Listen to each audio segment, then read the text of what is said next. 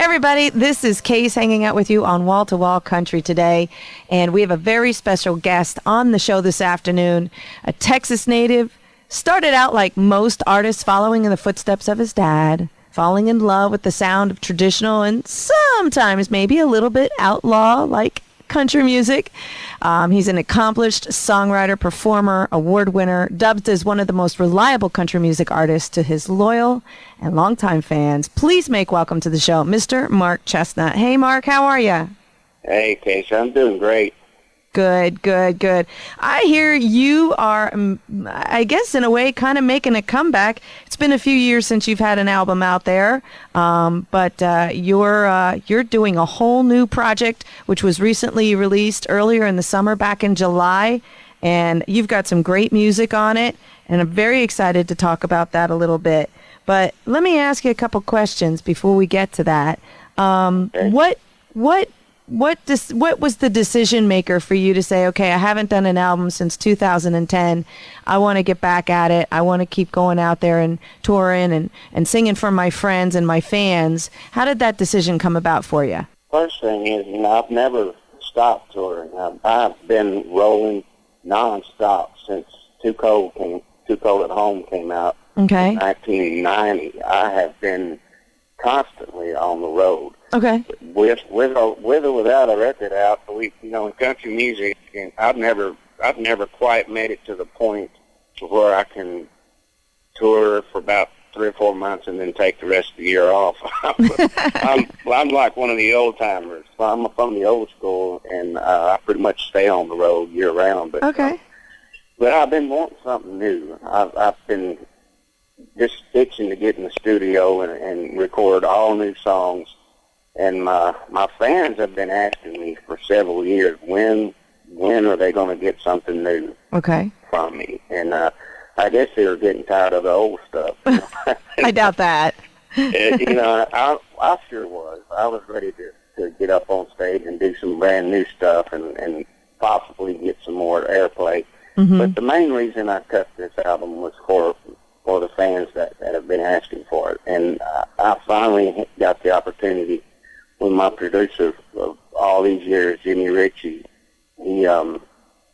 he started his own record label, record company there in Nashville. And so it took a little while for him to get all that set up. And that's why it took us about 2 years to do this CD. Mm-hmm. Mm-hmm. So that's why the wait was so long. And it wasn't easy for me because I've got so many shows on the books, and to schedule time to be in the studio was a little rough. But we took our time. We didn't have anybody breathing down our necks telling us to hurry up. We have to release this thing at such and such date. Right. And so I picked all the songs myself. I didn't have anybody influencing me on that.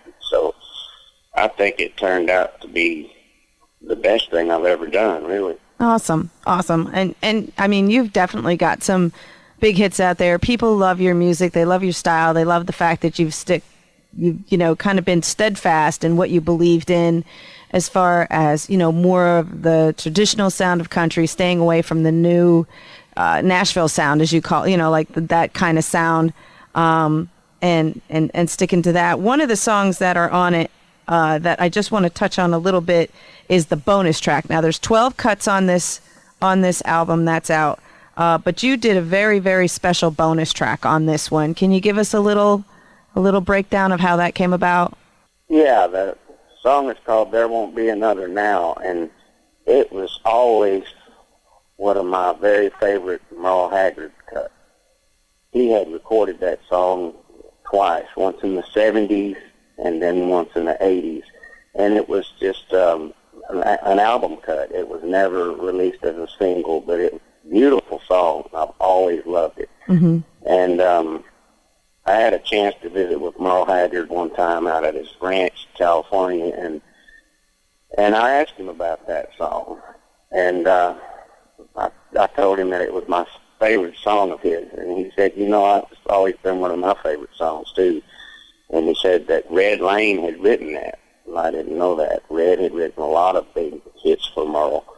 Okay. And we were talking about it, and Merle told me, it just really surprised me. He said, I can hear you singing that song. You should cut that. And I thought, wow, man, Merle thinks I can sing that song. So I took it as a big compliment. And I said, well, maybe I will someday.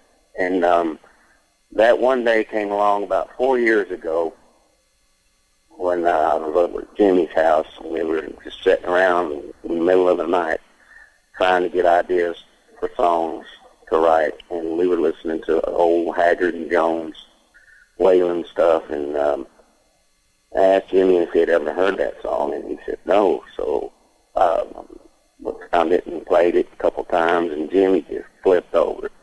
He said, man, let's go upstairs and cut that right now. Okay. And there's nobody there but me and Jimmy. There's nobody in the building at all, but just us two. So we go upstairs, and he grabs the guitar off the wall, and he tunes it. And we run through it a couple times, and he hits the record button, and there you have it. We did that just for us to have for ourselves. We didn't mean for it to be a tribute, because Merle and Red were both alive. And we just did that for fun. We did a lot of that, a lot of recording just for fun. And so back in April, right about the time Merle passed away, we were just finishing up with the CD, getting ready to release it in July. And so I called Jimmy and I said, how about There Won't Be Another Now? Let's put that on there as a bonus track and tell the story of how we became to cut it. And we'll make it a tribute to both of them, to Merle and Red. And it worked out perfect. My only regret is that Red and Merle didn't get to hear that song. They didn't get to hear my cut of it. But I'm sure glad everybody else is getting to hear it, because it's my favorite cut on the album. Well, that's awesome. And you've had experience with cutting some great classic / outlaw classics before. In your 2010 album, Outlaw, you took some great songs from people like Billy Joe Shaver and Willie Nelson and Waylon and those guys. That had to be a little bit different than what you'd been doing. Was that the same kind of feeling, like an honor and a tribute to some of those guys when you cut that Outlaw album? Well, I really expected more from that album. I'm not really happy with the way it turned out.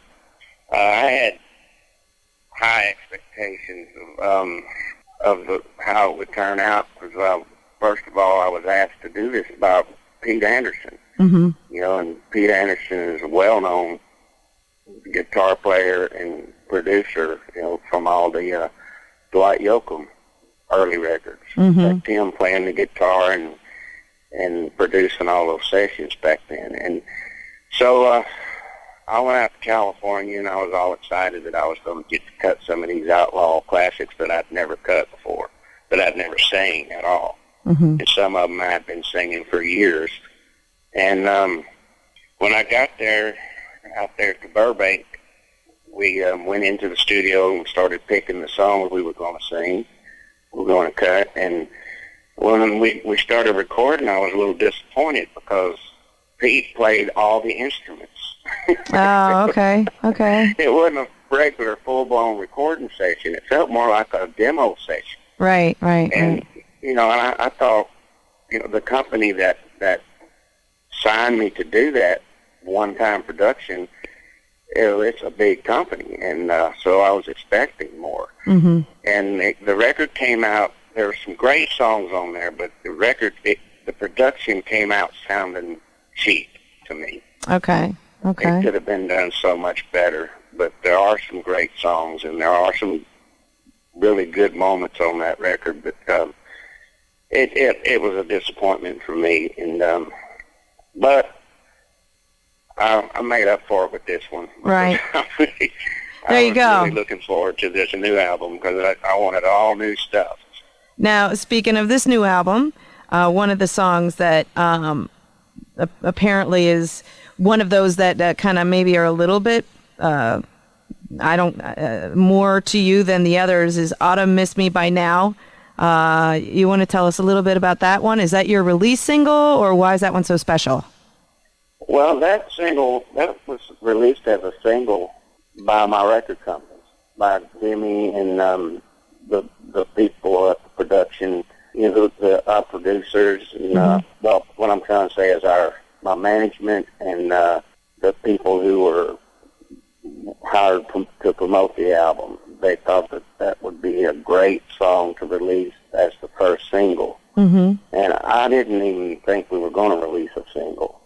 And I didn't know, I didn't think we would get any airplay to begin with, since it's you know, traditional music. It's not anything like you hear on the radio today. And so I was really surprised. But then I realized, well, you know, that song does sound kind of, you know, it don't sound old, it's dated, and it don't sound like hip-hop country or bro country or anything like that. But it's a great song. Right. And it sounded something to me like George Strait would have recorded back in the 80s, right. What I thought. Well, so I'm glad they did, because I love the song, and we do it. We added it immediately to our show, and we get people already know the song, and they're singing along with it.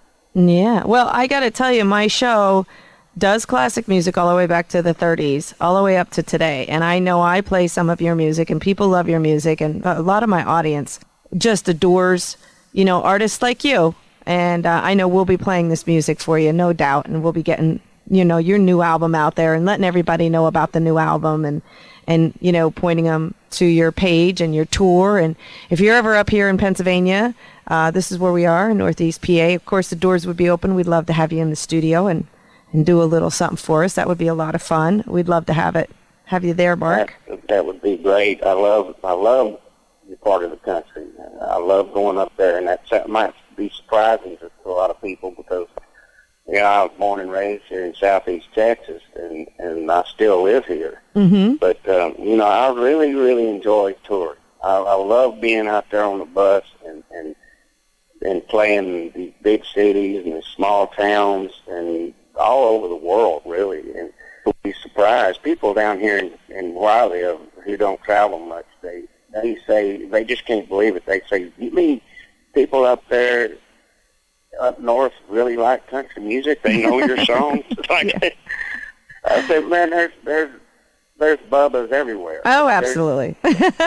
People love country music all over the world, not just here in Southeast Texas. And they get fascinated by that when I tell them that there's honky-tonks all over the place. Yeah, even outside of Texas. I can tell you, I have country artists who call me from Norway and Sweden and the UK and Canada, and absolutely, country music is a lot bigger than most people think. And they credit it all to people like you who, you know, got it started back in the day. I mean, like I said, I play country artists all the way back into the 30s, and it's an honor and a pleasure to speak to someone like you who's, you know, done it through the decades. And one of the things I think that is really great about you is you kind of stick to your guns. You know, you're steadfast in your ways. You know what you like to perform. You know what you like to write, you know what you like to do, and you stick to it, and you haven't let the modern world of country music twist that in any way, shape, or form. And I think that's very, very admirable, and I love that about you and your music, Mark. Well, thank you. That's something that I was told by a lot of my heroes. Told me that if I stick with my guns and don't ever change anything, that, in fact, George Jones was the first one to tell me. And he was a very, very great personal friend of mine and a mentor. And he told me, he said, son, if you stick with what you're doing, don't ever let them change you. So that's the first thing Nashville does. They sign you because they love what you're doing. Then they want to change you. And so he told me, he said, don't let them change you. Don't let them talk you into doing anything different. You stay the way you are. You might not always be on the charts, at the top of the charts like you are now. He said, but you'll always be able to work as long as you want to. Right. And so that was 26 years ago when he told me that, and here we are with a new album. Yeah. the same old country music. And I think it's awesome. And I think your fans are representing that. I mean, something that's new now that wasn't back there is the social medias. You've got some impressive social medias out there, and now you're reaching back out to those fans who love you and miss you and are so happy to have, back as far as, your album is concerned, getting out there and touring, finding out where you're going to be, and they want to come and see you. Are you the person who's on the social medias? Yeah, I'm not all the time. I do have, all of us in this business have to have somebody who runs it and manages the sites, because we just don't have time. And right. I'm not one of those guys that spends a lot of time on a computer. I like to, when I get a chance, I'm outside. I'm outdoors. I'm outside cooking on the pit, grilling something, or either I'm fishing or hunting. I love to be outdoors, because I spend most of my time either on my bus, an airport, in a hotel, and I don't like to sit and tell everybody what I'm doing at this time. Right. Well, I'm having a cup of coffee right now or anything like that. I don't do that. But sure. I do try to go on and keep people up to date about what's going on in my career, in my life. And I think the best thing about social media is that people can find the kind of music they're looking for, no matter how old or obscure it is. And they don't have to go looking for it. They can find it right there on iTunes and Amazon or anything, all those sites. Right, and that's some of the places that people can get their hands on your music other than your website? Mm-hmm. Okay, and they can... One thing, if you order off my website, you'll get an autograph CD. That's nice. I sit on the bus all the time, and that's all I do is sit on the bus and sign CDs that people have ordered. And I don't sign them until they've been ordered. Okay. That is my signature. I'm doing that. Nice. Well, I'll have to get my hands on one of those for my own personal collection. I will have to do that.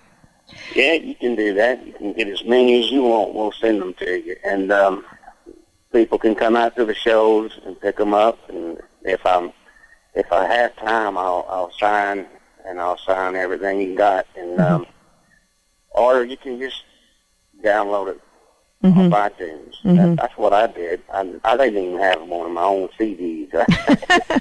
I had to order it. I had to download it because my wife took mine. I had one CD that I brought home from Nashville when it was released, and she took it, put it in her car. So I had to download mine. Well, that's awesome. That's so awesome that you had to do it that way, and it's your own music. But Mark, real quick, anything? I mean, I know you have the album out, and you're working on getting that out there, and we'll help you do that here at Penn's Peak Radio. Anything else new in the works that you can wink, wink, nudge, nudge some of the fans that are listening right now that they can look forward to? Well, I know that we are going to be working. We're going to be working right up till December, right up until the middle of December. And then, unfortunately, I have to pull off the road for about 6 weeks. I have to have back surgery. Oh, geez. So I've been putting that off for a long time, and my doctor finally said, man, it's time to have the surgery. And, I can't put it off any longer. So, and I take a lot of time off for the holidays every year anyway, so I'm not going to miss much. We might have to move a few dates around, but I'll be out for 6 weeks, and so that'll be about the only break I get. Well, just in time for spring then, and it gives you a chance to recuperate and spend some time with the fam. Your sons, are they following in your footsteps or doing their own thing? Well, they're all three of them are great singers and musicians. They can play everything. All of them can play pianos, drums, guitars. They can sing and all types of music. But they've all three told me that they've watched me fight this business, with all its ups and downs. It's not all. There's a lot of downs, and there's a lot of work involved that people don't really see. And it's very stressful at times. And so But I wouldn't change it. You know, I wouldn't. It beats the hell out of roofing a house. I can tell you that. It's a lot easier. But I'm doing what I love to do. But my sons, they tell me that they'd rather just do it for fun. Yeah. And do something else, but a little more stable. Right. So my middle son, who was making a living singing, as soon as he graduated high school, he joined the Marines. Okay. So he's a Lance Corporal in the Marines already. Thank him for his service for us, please. Oh, I will. I'm so proud of him, and he's on his first deployment right now, and he'll be home for Christmas, hopefully. And since I'll be laid up, and, you know, that's the best thing about it. I won't have to be messing with a Christmas tree or decorations or anything. I won't be hauling all that stuff down from the attic. I'll be sitting there in front of the TV. Buying a little Charlie Brown tree. Yeah, and drinking eggnog. That's so awesome. Well, listen, I don't want to hold you. I know you're a busy man, but I really, really appreciate you taking the time to speak with me today on the show. We wish you all the best with the new album. We'll do our best to help you get that music out there. And you take care of yourself with your back surgery, and hopefully when you're back on the road in spring, you can head up our way. We'd love to see you, Mark. I'm pretty sure we'll head that way, and when we do, we'll holler back at you. I would really, really appreciate that. Take care, sir. And like I said, good luck with everything. And know that we're in your thoughts when you have your surgery. We look forward to hearing from you soon and seeing you back out on that road. Thank you very much. And I really, really appreciate you playing the music. Will do, sir. Take care. Thanks. Bye-bye. Bye.